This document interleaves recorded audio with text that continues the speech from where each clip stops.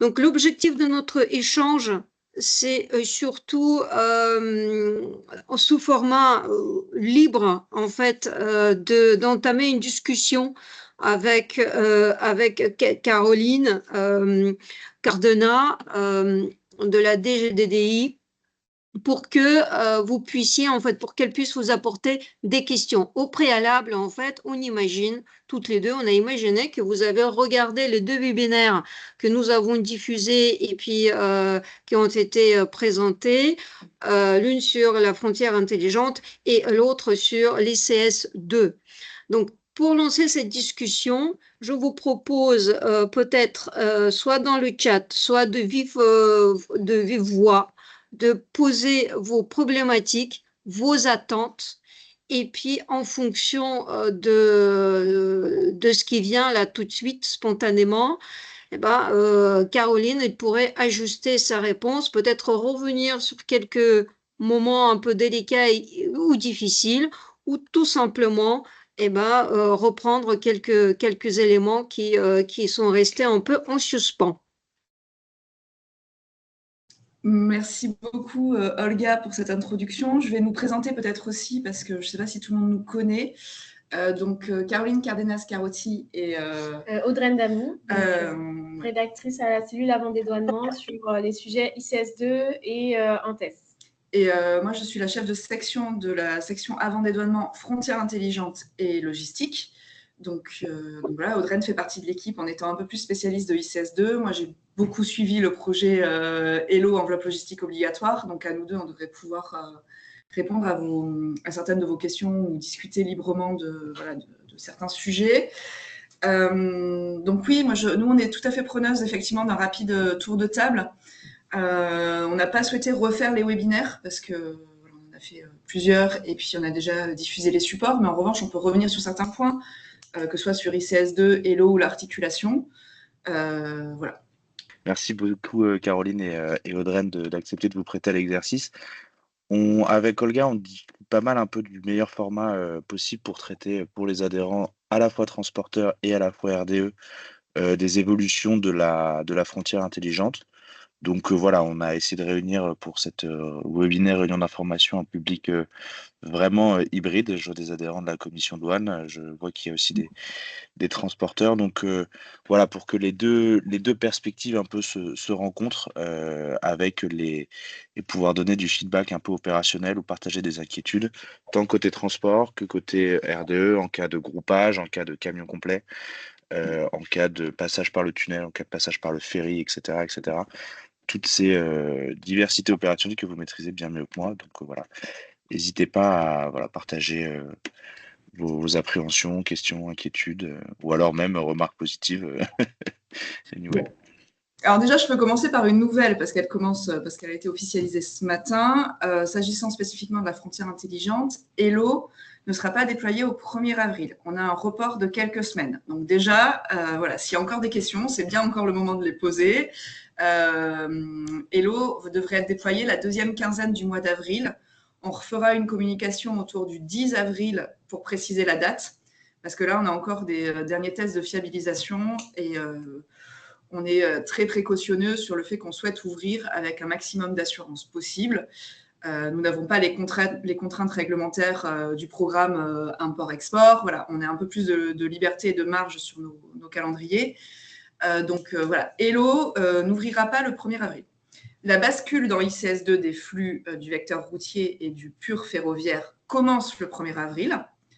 Et en revanche, Hello et la fin de la bascule Hello et la fin de la bascule ICS2 sur le routier et le ferroviaire, on reste sur le 1er septembre. Et là, pour Hello, pour l'instant, on parle bien d'un décalage de quelques semaines, parce qu'on est vraiment sur la finalisation, et qu'on souhaite ouvrir quand même vu qu'il y a quand même une synchronisation à la frontière intelligente des deux sujets ICS2 et Hello, on ne veut pas être en décalage trop longtemps. Donc voilà, déjà, je peux commencer par cette information qui vient d'être, qui commence à être diffusée via nos canaux habituels, les pôles d'action économique et les fédérations d'opérateurs. Donc voilà. S'il n'y a pas de questions spécifiques, mais je comprends quand même qu'il y a un focus frontière intelligente, je peux peut-être repartir de certains messages et des changements qui sont apportés par Hello, de ce que ça vous apportera à vous, des avantages que nous, on y voit, en tant que, pour vous, que vous soyez transporteur ou RDE, dans la facilitation du passage frontière. Alors, c'est toujours pareil, on gagne en facilitation, mais à un moment donné, il y a peut-être un peu plus de contraintes ou de fiabilisation à apporter au départ du processus. Donc, Hello, c'est un porte-document numérique. C'est ce qu'il faut comprendre, c'est que ce n'est pas un service déclaratif, c'est un service qui va regrouper et des informations et des références de déclaration. Donc, par information, qu'est-ce qu'on entend? C'était ce que nous, on appelait en interne, et je ne sais pas si vous l'appeliez comme ça en tant qu'usager de la frontière intelligente, le synopsis d'appairage, c'était les questions que devaient poser les agents des compagnies de ferry ou d'Eurotunnel au chauffeur du camion pour savoir si le camion était vide, si c'était un carnet tir ou un carnet ATA, si c'était des marchandises sanitaires ou phytosanitaires. Voilà. Ces questions-là, elles ont été reportées à la création de Hello. C'est la première page que vous ouvrirez quand vous aurez le téléservice. C'est je veux créer une Hello. Est-ce que mon camion est vide? Auquel cas, si vous cochez vide, pouf, vous avez un code barre direct, parce que voilà, il n'y a pas de déclaration à insérer, il n'y a rien. Et en revanche, quand vous allez dérouler les questions et les scénarios, ensuite, nous, on a fait des contrôles de cohérence, c'est-à-dire que si vous mettez que le camion est plein à l'import et que c'est un carnet tir ATA, et que voilà, vous mettez carnet tir ATA, on n'attendra pas forcément qu'il y ait des déclarations d'importation ou de transit associées. Enfin voilà, il y a des petits contrôles de cohérence qui sont intégrés dans Hello. Ou si vous mettez que le camion est plein mais que vous rentrez aucune déclaration en douane et que vous n'avez pas coché carnet tir ATA, il y aura aussi un blocage. Voilà, il y a des contrôles qui sont un petit peu plus réalisés en amont. Pourquoi?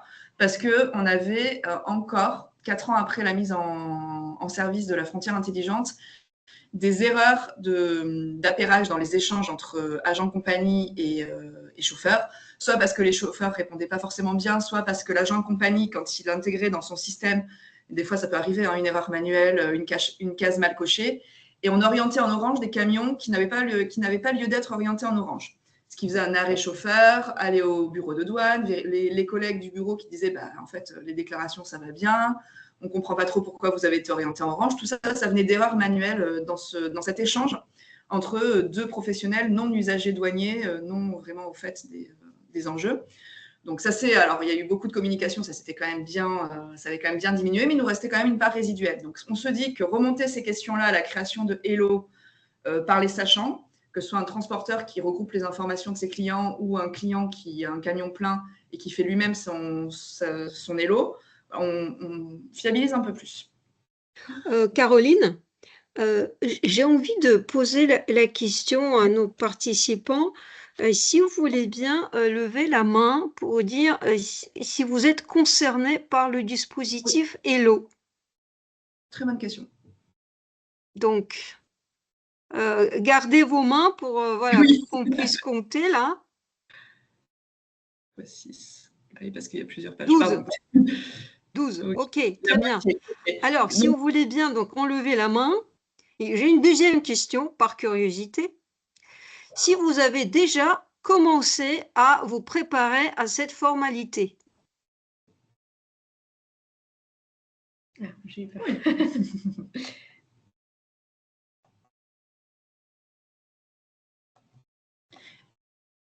Ok, 6. Super. Bon, alors j'ai 2 questions pour le groupe de 6. Est-ce que vous avez rencontré des difficultés?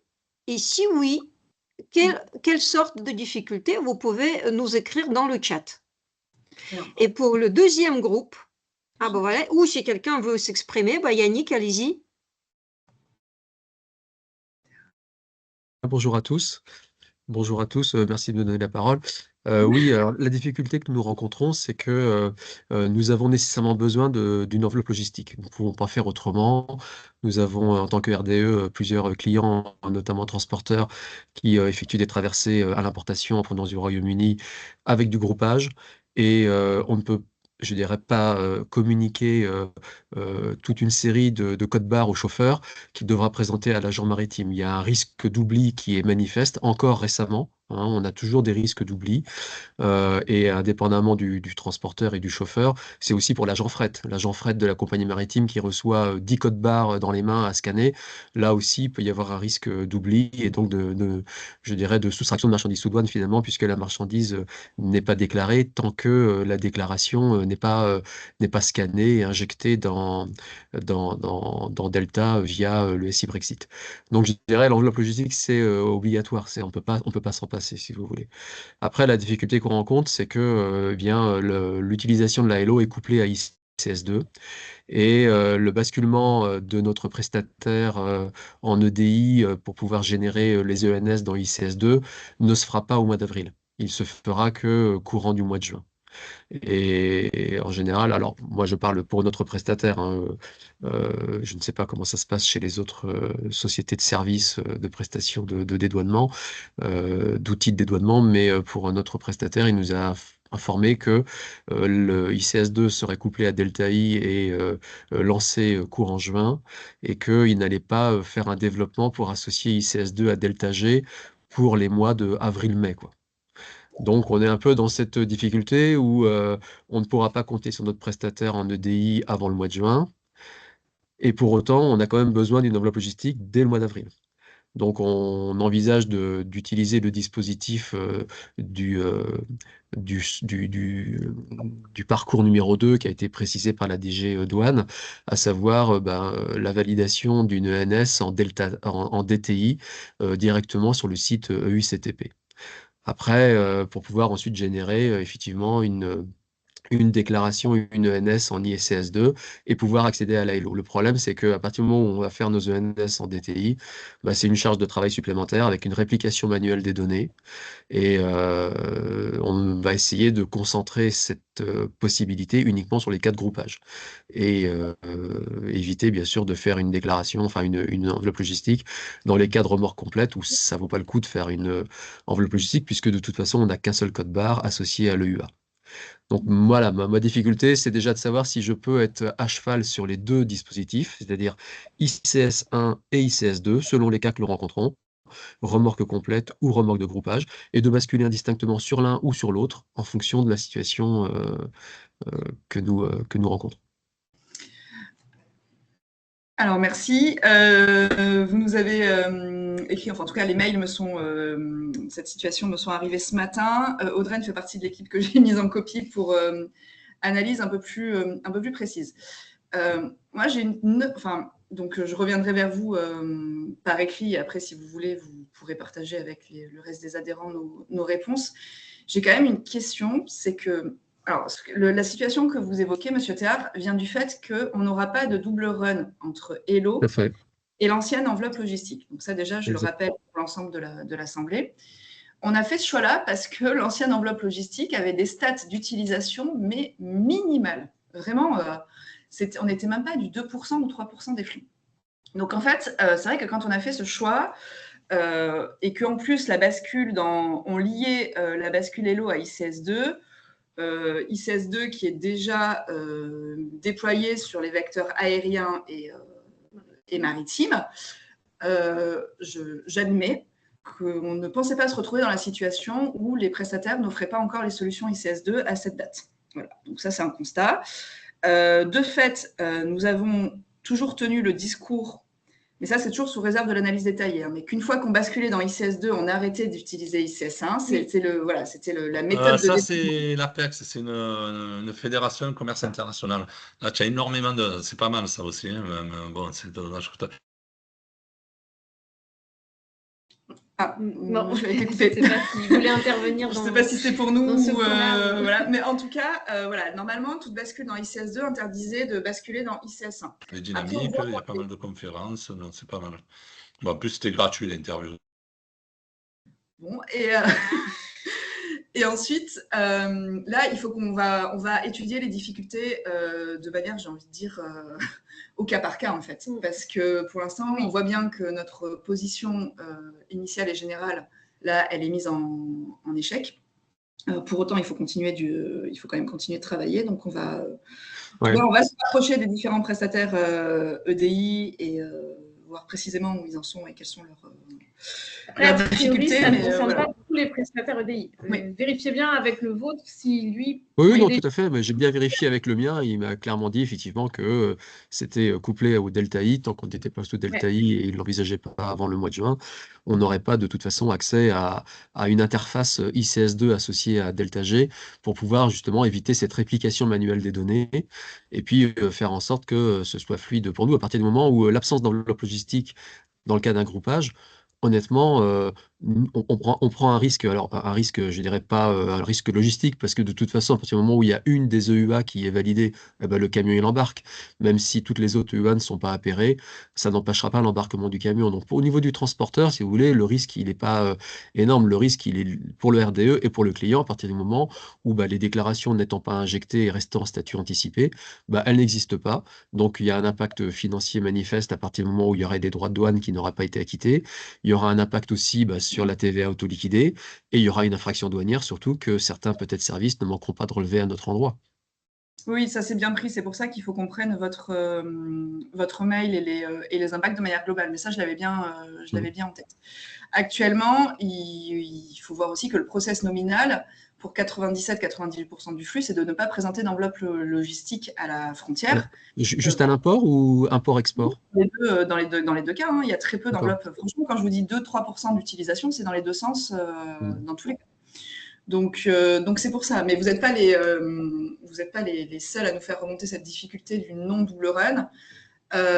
J'ai envie de vous dire que tant qu'on ne met pas en service Hello, vous continuez avec l'ancienne enveloppe logistique. Donc notre report aussi, finalement, voilà, ça fait déjà gagner 2-3 semaines. Ça nous a aussi conforté dans l'idée de ne pas se précipiter et de prendre un peu plus le temps de fiabiliser, parce qu'on sait que non seulement on n'a pas une contrainte réglementaire, mais qu'en plus au niveau des opérateurs, l'absence de double run peut entraîner une difficulté pour les anciens utilisateurs de l'ancienne enveloppe logistique. Donc déjà là, vous gagnez un peu plus de temps, et nous, on va se rapprocher aussi des prestataires, et on va regarder la proposition entre ICS2 et ICS1, ce que ça implique de notre côté, même au point de vue informatique et de gestion pour les services. Parce qu'une déclaration qui est déposée fait l'objet d'une déclaration sommaire d'entrée, fait l'objet d'une analyse de risque. Enfin voilà, il y a des agents douaniers derrière qui traitent ces déclarations. Donc il faut voir aussi comment tout ça s'articule. Mais là, peut-être que alors, du coup, sans pouvoir répondre très précisément à votre problématique, mais on y répondra par écrit. Est-ce que d'autres adhérents ici présents sont confrontés à la même difficulté? Est-ce qu'il y a d'autres adhérents qui souhaitent rebondir là-dessus? Bonjour, moi oui, j'aurais une question. Donc, je suis la société ASA, on est justement basé au port de Calais. Est-ce que déjà vous pensez qu'il va y avoir aussi un lien dans l'enveloppe logistique entre la déclaration ICS et les déclarations qui vont être intégrées dans le LO? Parce que, comme le disait Yannick, alors je suis d'accord que ça va certainement sécuriser un petit peu, mais on a déjà des transporteurs qui se déclarent vides alors qu'ils sont pleins. On a aussi, pour le peu d'enveloppes qu'il y a, une déclaration qui est mise dedans ou deux, mais finalement il y en avait 10. Donc peut-être que si l'ICS était lié tout au moins en quantité de colis ou je sais pas, ou en désignation en HS code avec les déclarations, ça pourrait encore sécuriser un petit peu. Si le transporteur dit il y a 30 palettes dans mon camion et que finalement sur les DAU il n'y en a que 12, peut-être qu'on pourrait dire bon effectivement il y a une incohérence quelque part. Alors, pour l'instant, non. Clairement pas. Pas aussi loin que ce que vous indiquez. Là, les contrôles de cohérence qui sont faits dans Hello, c'est-à-dire que si vous indiquez que vous avez un camion plein, que vous n'êtes pas dans un cas de dispense d'ENS qui sont quand même très, très, très particuliers et marginaux, vous devez avoir au moins une ENS dans le camion. Si vous n'avez pas coché la case carnet tir ATA, ça veut dire que vous circulez sous le régime du transit classique, j'ai envie de dire, ou de l'importation anticipée, auquel cas, vous devez aussi avoir, associé à l'ENS, une déclaration d'importation ou de transit, à minimum. Pour l'instant, informatiquement, on ne va pas plus loin dans ce process-là. L'objectif final du programme import-export, c'est quand même de chaîner les applicatifs entre eux. Hello est un porte-document numérique. Le SI Brexit, c'est une interface entre ce qu'il y aura dans Hello et les systèmes de dédouanement, de sûreté-sécurité. Mais à moyen terme, on aura quand même un chaînage global et l'objectif, c'est effectivement d'arriver à dire si vous êtes sur la frontière intelligente, que vous circulez en déclaration anticipée d'importation, il faut en document précédent le MRN de l'ENS d'ICS2 et on fera les contrôles qui vont bien. Et ça, c'est l'objectif final. Mais vous voyez bien, pour suivre le chemin un peu parsemé d'obstacles de ce programme import-export, que pour l'instant, déjà, on fiabilise nos systèmes, on les déploie et on ira plus loin avec le chaînage. Ce chaînage n'étant pas imposé par l'Union européenne non plus. Après, il y a une décision administrative Delta I qui est sortie, dans laquelle le document précédent demandé dans la déclaration d'importation, c'est l'ENS qui a été déposé pour ces marchandises. Donc voilà, et informatiquement, on y arrivera. Oui, voilà, ça c'est la partie théorique. Après, informatiquement, s'agissant des adhérences techniques, c'est prévu, mais ce n'est pas encore déployé. Et l'avantage de Hello aussi, par rapport au processus que vous soulignez, c'est aussi que en mettant toutes vos déclarations dans Hello, on n'aura plus ce côté, ce chauffeur, il en scanne il en présente une sur 10 parce qu'il sait qu'avec une, ça passe. Voilà, parce qu'il y avait ça aussi, surtout à l'export. À l'import, c'est un peu moins vrai parce qu'une déclaration anticipée d'import non scannée, en fait, elle n'est pas validée. Donc, à la fin, vous pouvez... certes, c'est une soustraction sous douane, mais après, vous avez quand même des billes pour vous retourner un petit peu peut-être vers les transporteurs. Enfin, en tout cas, ça a des impacts et des conséquences concrètes.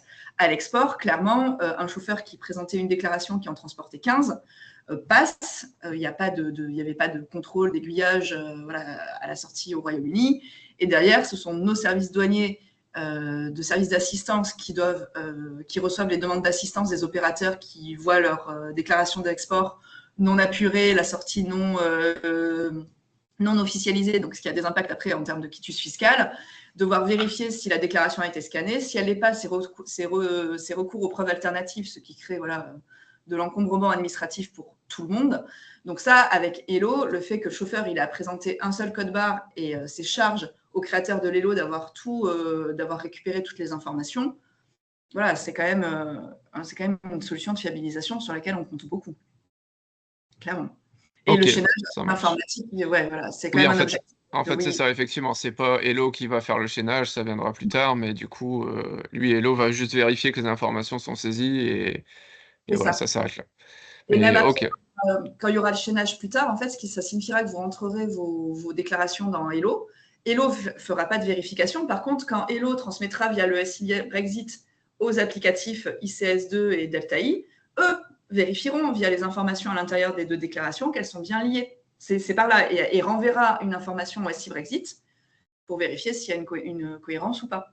Vous voyez, Hello restera un porte-document en soi. Oui, d'accord, ok. Ça marche, merci.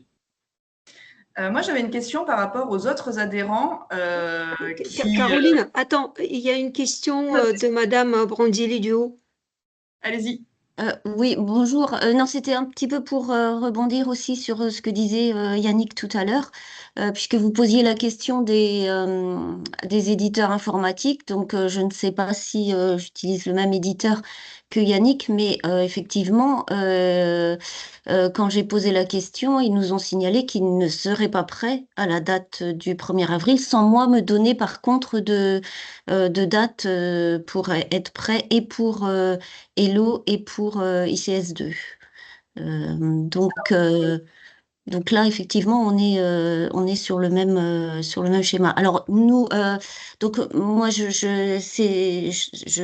suis pour le groupe LAE, donc et transporteur routier transmanche et RDE.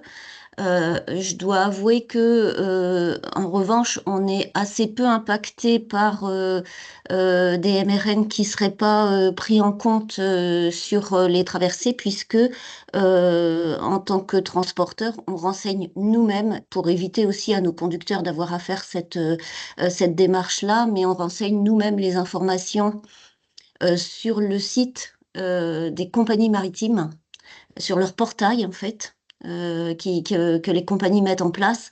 On renseigne nous-mêmes les informations de MRN en même temps que la GMR par exemple, voilà, pour éviter que les conducteurs aient à faire cette démarche.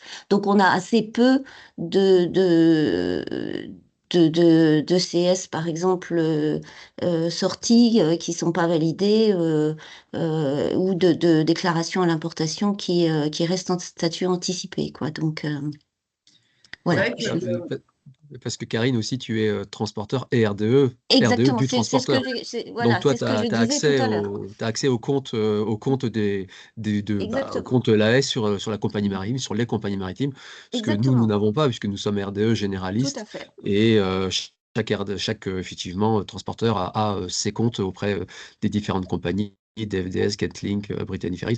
Mais juste un petit complément, Madame Cardenas, je rebondis un peu sur ce que vous disiez tout à l'heure en précisant que quand vous précisiez que si le transporteur, le chauffeur ne scanne pas, ne présente pas tous ses codes barres, après, s'il y a une difficulté, nous, on peut avoir effectivement des éléments pour démontrer que le chauffeur n'ayant pas effectué son appairage correctement, on peut se retourner contre lui. C'est un peu plus compliqué, je dirais, à partir du moment où l'administration ne connaît qu'un seul intervenant, c'est le RDE, et elle ne poursuit pas le transporteur, que ce soit dans le cas d'un ce qu'on appelle un tout droit, un no-show, une non-présentation en zone orange, ou bien effectivement une soustraction de marchandises sous douane liée à une absence d'appairage, à charge pour le RDE, qui est l'infracteur retenu par l'administration, de se retourner vers le transporteur, son propre client. Et commercialement, c'est parfois un peu délicat d'avoir à traiter cette situation à partir du moment où, pour l'administration, le dossier est clos. Elle a trouvé son infracteur qui reste le RDE. oui, je sais. Alors, juste pour rebondir là-dessus, justement, parce que j'ai un exemple très très récent, en tant que transporteur, on est, voilà, hein, on est aussi signalé, enfin voilà, et reconnu par l'administration comme ayant fait un tout droit, comme on dit, et puis et pour des infractions de soustraction sous douane, hein. Donc, et ça, j'ai un exemple très récent. Donc, le transporteur est aussi, alors. Bon, voilà, c'est peut-être plus facile quand on est un transporteur français, effectivement, connu, qui passe beaucoup sur certaines places portuaires notamment, et donc connu et reconnu. Mais effectivement, enfin, voilà, on s'est vu signifier une infraction douanière en tant que transporteur et non pas en tant que RDE. Donc ça arrive aussi quand même.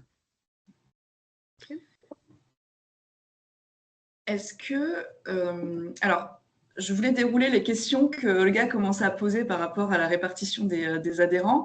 Donc là, on en avait une douzaine qui allaient être usagers de la frontière intelligente. J'oublie pas les autres, on va venir à vous ensuite.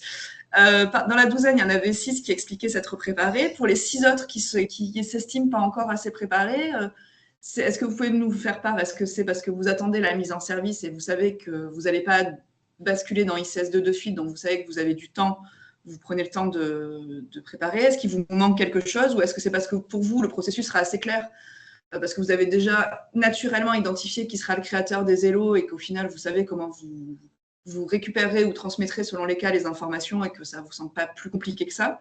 Je serais assez preneuse de vos réflexions là-dessus. S'il y a quelqu'un qui lève la main. Oui, un message dans le chat et puis. Il y a une main levée. Oui, allez-y. Oui, bonjour. Fabienne Gras, directrice douane de RDE. Donc pour répondre à votre question, Madame Cardenas, effectivement, nous n'avons pas encore démarré le process ELO, puisqu'on veut le coupler avec le démarrage d'ICS2. Et puis, c'est surtout que nous sommes effectivement en train de travailler en interne sur le qui fait quoi. Alors, ça m'intéresse aussi d'avoir le retour de mes confrères, de mes collègues, parce qu'il y a toujours un peu le dilemme dans les structures et dans les entreprises, de l'attribution, en fait, de l'activité entre les déclarants en douane et les responsables d'exploitation transport. C'est parfois un petit peu compliqué et c'est vrai que généralement, dans les organisations, d'office, on dit c'est une attribution douanière, donc ça doit être à l'organisation douane de prendre en charge ce type d'opération. Et néanmoins, quand on regarde les informations qui sont incluses dans Hello, ce sont beaucoup, et dans ICS, ce sont beaucoup des informations liées au transport. Donc voilà, c'est la raison pour laquelle nous, on n'a pas encore démarré, parce qu'on est en train de travailler sur le sujet interne de l'organisation. Mais ça m'intéresserait aussi d'avoir un petit peu le retour de mes collègues, savoir comment, chez eux, ils entrevoient la chose.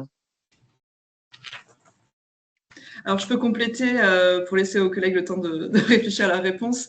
C'est vrai que la douane française, contrairement à la douane anglaise à HMRC, on n'a pas fait le choix de désigner un créateur, un opérateur type. Voilà. On s'est dit qu'il y avait plusieurs schémas logistiques et on a voulu laisser cette latitude. On n'a pas imposé que ce soit le transporteur. Voilà, si un chargeur, il a un camion plein, il a une déclaration, enfin, il peut y avoir des schémas comme ça, hein, une ENS, une déclaration de transit ou d'import, et qui veut tout gérer lui-même, voilà, que c'est son schéma habituel. On n'a pas voulu fermer ça. Donc, ce qui explique nos messages sur dire qu'il est important de savoir qui fera les Hello, et de savoir aussi que ça peut s'adapter suivant les schémas logistiques, quoi, suivant les types de chargement. Ça peut ne pas être le même créateur pour un même client. Enfin, voilà.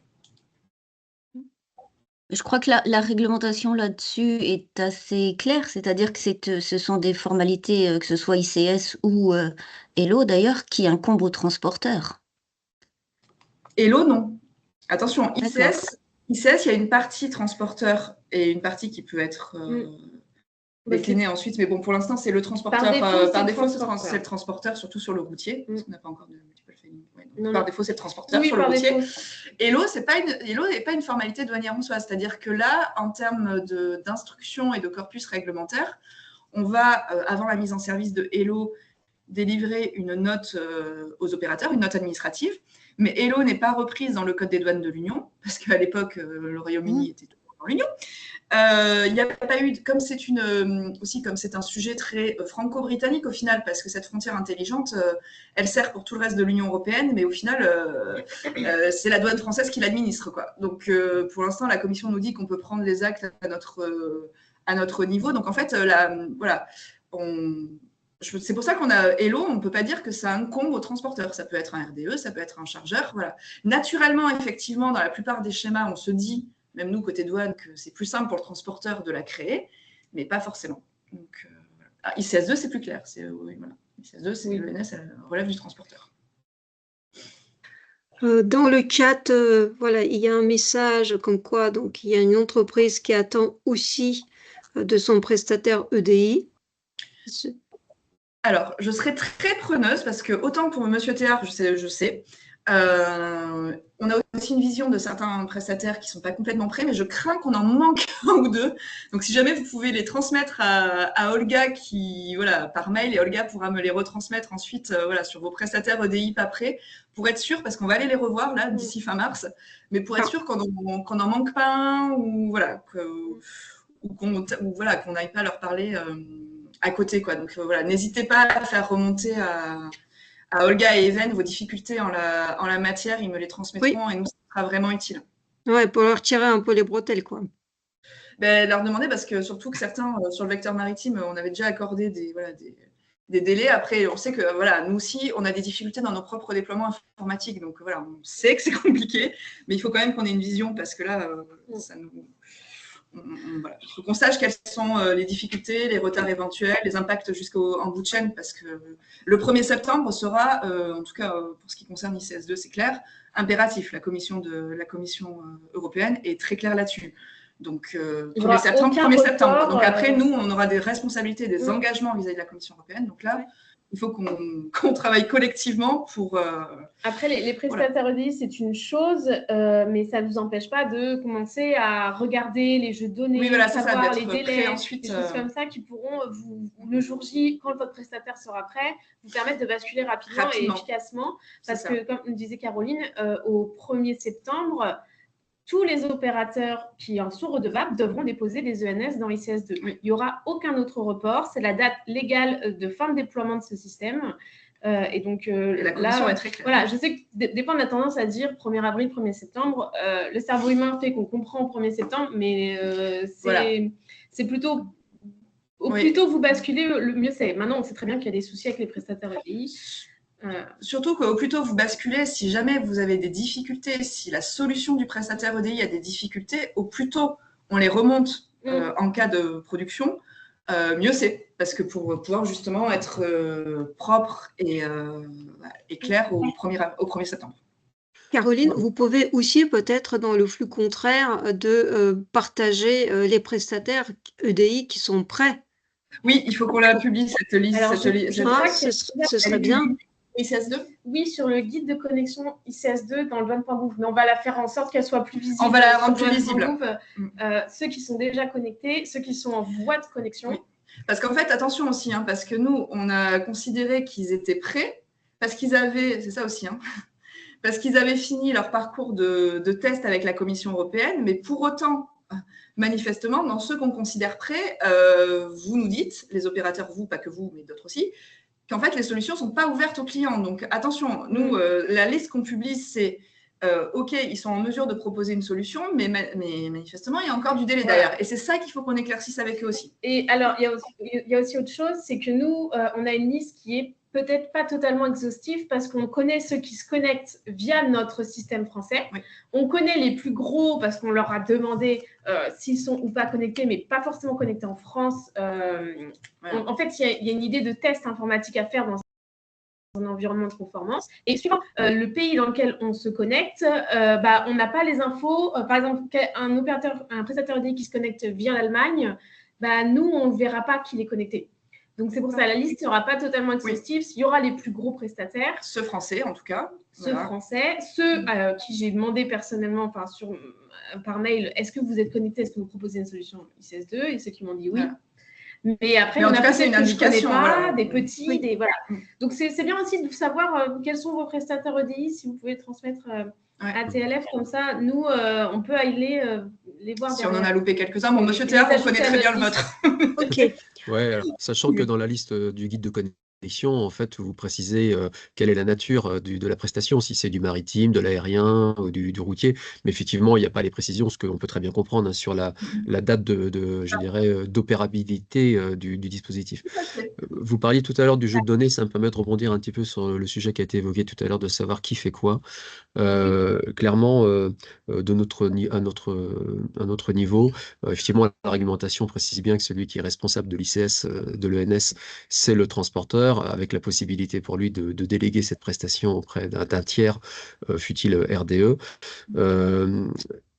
Avec le nouveau jeu de données lié à ICS2, on va se retrouver avec des données qui, je dirais, sont peu ou prou assez proches de celles de la déclaration en douane. Et avec le chaînage qui sera mis en place, ainsi que vous l'évoquiez tout à l'heure, qui impliquera automatiquement des croisements de données, notamment sur le HS-code, sur la masse, on risque d'avoir, si on n'a pas une réplication exacte des données de la déclaration vers ICS2, des blocages liés à voilà, des données qui pourront être mentionnées de manière différente sur la déclaration en douane et sur l'ENS.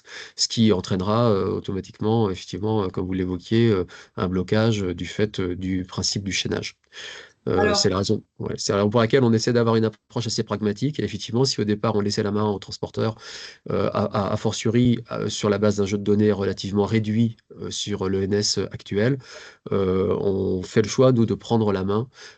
Pour ceux qui le souhaitent, on ne va pas les forcer. S'il y a des transporteurs qui veulent continuer à effectuer les ENS sous format ICS2, ça ne nous pose aucun problème. Mais on a plutôt tendance, effectivement, nous, à l'associer à la déclaration en douane et à effectuer l'enveloppe logistique par complément des deux déclarations ENS et EUA du côté du RDE. Oui, c'est tout à fait possible pour un autre opérateur de déposer l'ENS. Alors, il y a deux choses. Il y a l'ENS dans ce qu'on va appeler un dépôt multiple qui ne vous concerne pas pour l'instant. Donc, l'ENS est déposé par plusieurs acteurs et ensuite reconstitué au niveau de la base centrale. Et ensuite, il y a qui dépose l'entièreté de l'ENS. Par défaut, c'est le transporteur, mais le code des douanes prévoit que ça peut être l'importateur, celui qui prend en charge les marchandises ou un autre opérateur pour le dépôt de cette formalité. Et sur le chaînage, c'est quand même tout l'enjeu aussi, monsieur Théard, c'est que voilà, oui, il y aura certainement des croisements. Pour autant, on sait très bien que certaines données au moment de la déclaration sommaire d'entrée ne sont peut-être pas complètement fiabilisées. Il peut se passer des choses pendant le transport, je pense surtout au vecteur maritime, c'est peut-être moins le cas en routier. Voilà, donc il ne faut pas non plus que ce chaînage soit trop contraignant, parce qu'en fait, ce qui fait foi quand même, à un moment donné, en tout cas pour la perception des droits et taxes et l'application des réglementations douanières et non douanières à la frontière, c'est la déclaration en douane. D'accord ? L'ENS, elle est là pour faire une analyse de risque sûreté sécurité. Il n'y a pas de valeur. Donc voilà, il n'y a pas de droits et taxes en jeu. On n'applique pas des normes industrielles. Voilà. Donc effectivement, le chaînage, c'est plutôt l'association des déclarations. Voilà, mais il faudra pas. Enfin, nous, notre enjeu, ça sera justement de ne pas arriver à un blocage parce que des masses ont évolué, le SH a été précisé ou revu parce qu'il y a eu une expertise faite à l'arrivée des marchandises. Enfin voilà, c'est ça aussi qu'on a en tête. Oui, mais de notre côté, nous, on ne le sait pas. On ne sait pas quels seront les éléments qui seront matchés les uns avec les autres pour ensuite s'assurer de la fiabilité. Donc c'est vrai que dans le risque, pour éviter, parce que au niveau du dédouanement sur la Manche, tous mes partenaires et vos interlocuteurs vous le diront, on est sur du dédouanement haute fréquence, hein, c'est-à-dire qu'on ne dédouane pas pour une arrivée de navire dans 21 jours en provenance de Chine, on dédouane pour un camion qui va passer dans 6 à 8 heures, voire le lendemain. Donc on ne peut pas trop non plus, je dirais, se retrouver dans des situations qui pourraient être impactantes pour le transporteur. Non, et puis en plus, sur la Manche, vous êtes sur du dédouanement anticipé à l'importation. Donc déjà, vous avez pré-rempli votre déclaration de douane d'importation. Donc vous avez déjà des données relativement fiabilisées. Oui, et à partir du moment où on peut les répliquer automatiquement via les outils que nous mettent à disposition des prestataires, pourquoi ne pas faire le NS? Ok. Et alors, c'est juste parce que je vois que le temps s'écoule, mais pour la partie des adhérents qui n'étaient pas vraiment concernés par la frontière intelligente, est-ce que vous avez d'autres questions, peut-être sur ICS2 routier, peut-être que vous faites du flux Turquie 7, avec des ferries qui embarquent des camions, ou pareil, Marseille, Maghreb, enfin, voilà. Est-ce que c'est ce type de flux qui sont concernés pour les opérateurs qui ne s'étaient pas manifestés comme usagers de la frontière intelligente? Allez-y. Bonjour. Alors, pour ma société, on est concerné par Hello, hein, donc c'est toujours sur ce sujet-là. On est en cours de préparation, c'est en cours, hein, les préparatifs pour Hello. Alors moi, j'avais une question en lien avec ICS2, donc, puisque pour l'aérien, pour lequel nous on le fait déjà, on sait qu'on récupère. Alors c'est relatif aux notifications de contrôle, hein, ICS. Oui. Donc en aérien, on les reçoit via ANTES. On va les recevoir via ANTES hein, quand ça marchera tout bien. Voilà. Tout à fait. Donc, j'avais vu dans le webinaire que du coup, pour ce qui vient de Grande-Bretagne, il n'y a pas de ANTES, vu qu'il y a Hello. Du coup, ma question, parce que je n'ai pas vu la réponse dans le webinaire, c'est comment on va récupérer les notifications de contrôle? Alors, c'est pas ANTES qui envoie la notification de présentation, c'est le SI Brexit. Une fois que Hello aura été scanné, ensuite, les informations passent dans le SI Brexit, qui est un système qui n'est pas ouvert aux opérateurs. Hein, c'est un système vraiment d'interface entre les informations déclaratives et les systèmes de dédouanement et ICS2. Donc, le SI Brexit enverra la présentation des ENS à ICS2. ICS2 donnera une réponse à SI Brexit et le camion sera orienté en file orange ou verte. Il peut être orienté en file orange si l'ENS est sous contrôle, auquel cas le camion devra s'arrêter au bureau de douane. Et si le camion n'est pas, si l'analyse sûreté-sécurité est OK, ensuite l'aiguillage se fera en fonction du statut des déclarations douanières. Et donc le camion peut encore être orienté en orange parce que il manque une validation d'une déclaration anticipée, parce qu'il y a un contrôle nécessaire, parce que c'est du SPS, enfin voilà. D'accord. Mais c'est vrai que l'information est communiquée au chauffeur au moment de l'aiguillage comme actuellement. Ça, on n'a pas changé le process. OK. En tant qu'opérateur OEA, j'avais compris qu'on pouvait avoir ça dans notre propre entrepôt, à l'arrivée dans notre premier entrepôt. Est-ce que c'est toujours le cas? Pour le contrôle ICS2? Oui, tout à fait. On reste sur le ICS2, tout à fait, pour les contrôles. Du coup, est-ce qu'on va les recevoir autrement? Alors, à ce stade, clairement, je vais vous dire, pour la première version de Hello sur le SI Brexit, non, on sait qu'on a un sujet à explorer là-dessus. D'accord. Et il faut qu'on voit aussi avec nos collègues de ICS2 parce qu'il doit y avoir des subtilités parce que l'analyse sûreté-sécurité, à un moment donné, quand on parle vraiment de sûreté, oui, avec un risque très, un risque maximum, j'en sais rien, vraiment terrible, quelque chose qui arrive une fois tous les 10 ans, ça m'étonnerait qu'on puisse le reporter. Il doit y avoir des cas où qui sont pas, il doit y avoir des subtilités et plusieurs règles de gestion là-dessus. Oui. En tout cas, sur Hello, au départ, c'était comme actuellement. Les contrôles se font à l'entrée sur le territoire, que ce soit des contrôles de sûreté-sécurité ou les contrôles liés au dédouanement, transit ou n'importe. Voilà. Mais je sais, mais c'est un sujet qu'il faut qu'on explore. Ok, bon, on attendra vos instructions quand vous les aurez. Merci. Diligence.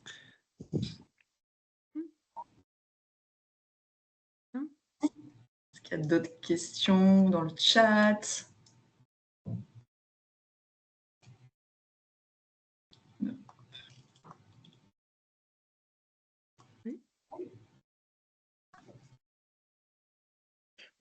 Excusez-moi, moi j'ai une petite question du coup sur l'interaction enveloppe logistique import et ICS2. Oui. Je comprends du coup que Hello mettra fin à l'actuelle enveloppe logistique. Oui. Et que pour avoir une Hello valide, il faudra un ENS complet. Que se passe-t-il entre, donc pour les opérateurs qui ont une fenêtre de déploiement, disons, pour septembre, pour l'ICS2, qui ne feront pas d'ENS avant du coup le 1er septembre, qui font actuellement des enveloppes logistiques à l'import, est-ce qu'ils pourront faire entre le déploiement des lots, disons le 15 avril et le 1er septembre, qu'est-ce qu'ils doivent faire? Ils doivent tout faire un peu comme a dit Yannick, les deux process en parallèle, avec de l'ICS1 d'un côté et une déclaration de douane séparée, ou est-ce qu'ils pourront avoir un moyen de faire une enveloppe logistique ou pas du tout? Alors, enveloppe logistique, pas du tout. Moi, ma réponse, c'est il faut basculer dans ICS2 le plus rapidement possible. C'est ce qu'on avait dit lors du webinaire Hello, c'est ce qu'on a dit lors du webinaire ICS2. Si vous étiez consommateur des anciennes enveloppes, il faut limiter la période de non-double run. Et on comptait s'appuyer sur les prestataires et EDI qui nous semblaient, qui auraient dû être prêts au 1er avril pour se dire, voilà... en plus, on va pas je ne vais pas vous mentir, pour nous, les utilisateurs d'enveloppes logistiques, déjà, on parlait de 2 à 3% du flux. Dans ces 2 ou 3%, il y a une majorité d'opérateurs de fret express. Je sais que ce n'est pas votre cas, monsieur Théard, mais je pense que vous n'êtes pas l'exception, mais quand même une partie des exceptions. Les opérateurs du fret express, ils ont déjà ICS2 sur l'aérien, donc à mon avis, ils ne doivent pas basculer au 1er septembre, en fait. Et nous, c'est vrai que sur les bascules ICS2, on a vu que tout le monde arrivait toujours assez tardivement pour différentes raisons. Celle-là, c'était la dernière sur le routier avec l'expérience du maritime et de l'aérien. Voilà, vous êtes consommateur d'enveloppes logistiques actuellement. Nous, déjà, on reporte un peu le déploiement de Hello en ayant vraiment cette conscience-là aussi de se dire, bon voilà, ces 3 semaines, ces 4 semaines peut-être, elles sont aussi gagnées dans cette période de non-double run, mais il faut y aller sur l'entrée dans ICS2, quoi. Et ensuite, pour ceux qui utilisaient les enveloppes logistiques à l'export, par contre, ou pour les camions vides à l'import, vous pouvez aller dans Hello dès le 1er avril. Enfin, dès le 1er avril. Désolée, je suis trop... Dès qu'elle sera ouverte. En plus, on a pris la décision hier, donc il faut que je me reconditionne. Mais voilà, en tout cas, pour tout ce qui est... Il est tout à fait possible pour un même opérateur d'utiliser Hello à l'export ou pour ses camions vides à l'import et ensuite rester sur un process soit nominal parce qu'il l'avait pas, parce que lui, il n'utilisait pas les anciennes enveloppes, mais il n'a pas encore basculé dans ICS2, soit dégradé, je l'admets, pour ceux qui utilisaient les anciennes enveloppes et qui n'ont pas encore basculé dans ICS2, pour la partie import plein. Mais on ne demande pas à ce que la bascule dans Hello soit pour tous les flux d'un coup. Voilà, un opérateur peut très bien commencer à utiliser Hello déjà à l'export. Allez-y, hein. À l'export, franchement. Oui. ICS2 aussi. Ouais. Il n'y a pas beaucoup sur là. Mais bon, en tout cas, et les vides. Et les vides, parce qu'on a quand même 50% de vides à l'entrée sur le territoire du Royaume-Uni. Donc là, allez-y. Hein. Donc, Ok, c'est très clair. Avec du coup cette petite dichotomie qui arrive avec le fait que aujourd'hui des enveloppes logistiques peuvent être faites par un RDE qui n'est pas transporteur. Demain, ce cas de figure-là standard, soit le transporteur doit du coup confier l'ENS au RDE qui fait les lots, soit le RDE doit représenter le transporteur et donc du coup adapter le process pour faire un ICS2. Et dans ce cas-là, c'est une nouveauté complète qui, à mon avis, avec un nouveau process qui ne sera pas prêt, même fin avril tout de suite, quoi. Ou le RDE transmet au transporteur les références déclaratives et le transporteur fait les lots. Enfin, voilà, vraiment, c'est effectivement, il y a plusieurs cas de figure. Ok, en tout cas, c'est très clair pour moi. Merci beaucoup.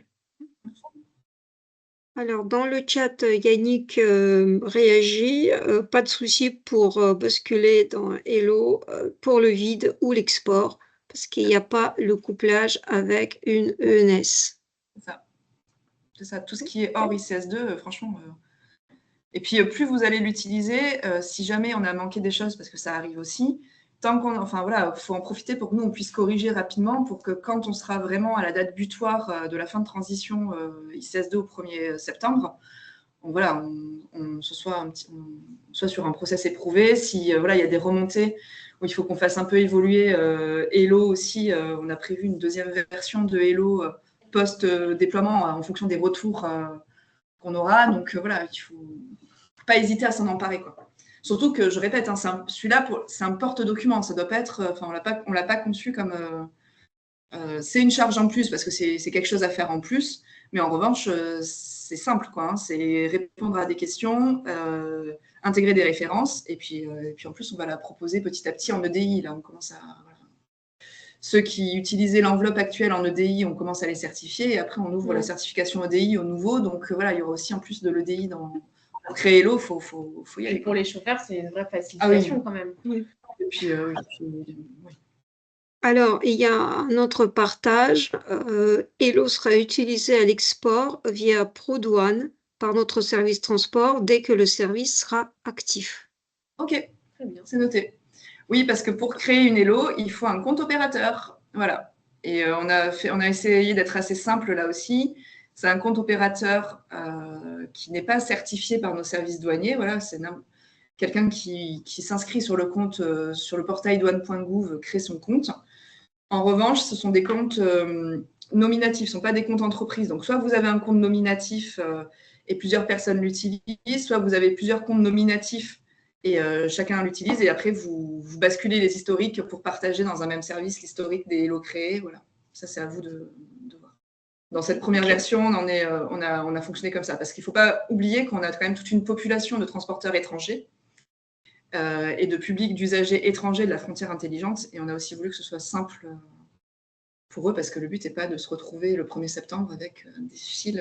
Ce qu'on a évité le 1er janvier 2021, de se retrouver le 1er septembre 2025 avec des fils bloqués parce que les Hello n'auront pas été créés. Donc, et est-ce qu'il y aura une sorte de responsabilité de celui qui crée la Hello ? Imaginons, voilà, comme on disait un peu l'exemple de tout à l'heure, il y a 10 déclarations, le transporteur en met qu'une parce qu'il n'a pas envie de se prendre la tête. À la fin, nous, RDE, évidemment, il y a un tout droit, on se fait taper dessus. Et derrière, est-ce que l'opérateur qui a créé les lots peut, du coup, être en partie responsable ou co-responsable, en tout cas, et que ce soit plus toujours le RDE en ligne de mire? Il faut que je revoie ça juridiquement. Après, quand vous prouvez quand même, moi j'ai été enquêtrice dans mon premier poste en douane. Oui, il y a un responsable initial, mais après il y a eu un témoignage d'une représentante d'un transporteur qui disait qu'elle avait eu une infraction douanière en tant que transporteur pour un tout droit à la frontière intelligente. Je pense que quand ça peut se prouver, le service douanier, il est quand même censé remonter le circuit de ce qui s'est passé. Et si le créateur de l'Hello n'a pas compilé toutes les déclarations alors qu'elles lui ont bien été données, que ça a été très précis, que ça a été daté, que c'était pour tel... au bout d'un moment, c'est de l'enquête aussi. Hein. Donc, Les Ouais, textes donc juridiques actuels ne changent pas, par contre. Oui, d'accord. Donc, le RDE restera premier responsable. Ensuite, toujours à nous, quand même, de faire la démarche et de prouver le contraire, plus ou moins. Oui, après, vous êtes le premier... Enfin, le douanier ne connaît pas connaîtra un peu plus le transporteur, là. Mais sinon, c'est sûr que sur les déclarations, ça reste le RDE. Alors, je vois encore une main levée. Monsieur Théard. Oui, juste pour compléter, même si on s'éloigne un petit peu du sujet de ce webinaire, nous aurions apprécié une approche centralisée, c'est-à-dire une position de l'administration centrale sur cette situation, des constatations d'infractions que l'on relève selon les services locaux à l'encontre du transporteur, comme le précisait Karine, ou à l'encontre du RDE, comme le précise Camille, ou que nous rencontrons aussi de temps en temps. Une position, je dirais, objective et surtout claire de l'administration centrale serait la bienvenue sur cette situation, à partir du moment où on a vraiment tous les cas de figure et des services qui n'ont pas du tout la même philosophie pour appréhender cette situation. Je vais faire remonter, c'est un sujet qu'on a en tête, que oui. Et juste pour, voilà, sur la problématique ICS, nous, clairement, si on a la possibilité pendant quelques semaines, de pouvoir indistinctement valider des ENS, aussi bien dans ICS 1, qui est un système français, et dans ICS 2, qui est un système communautaire, donc qui sont complètement distincts l'un de l'autre, clairement, nous, ce serait quelque chose qui nous permettrait de pouvoir faire la soudure avec la mise en place du dispositif en EDI par le prestataire. C'est bien noté. Et Merci. Alors, il nous reste 1 minute, donc j'invite les personnes qui ne sont pas encore exprimées, mais qui ont quelque chose à dire, partager, prendre la parole. C'est le moment, le dernier.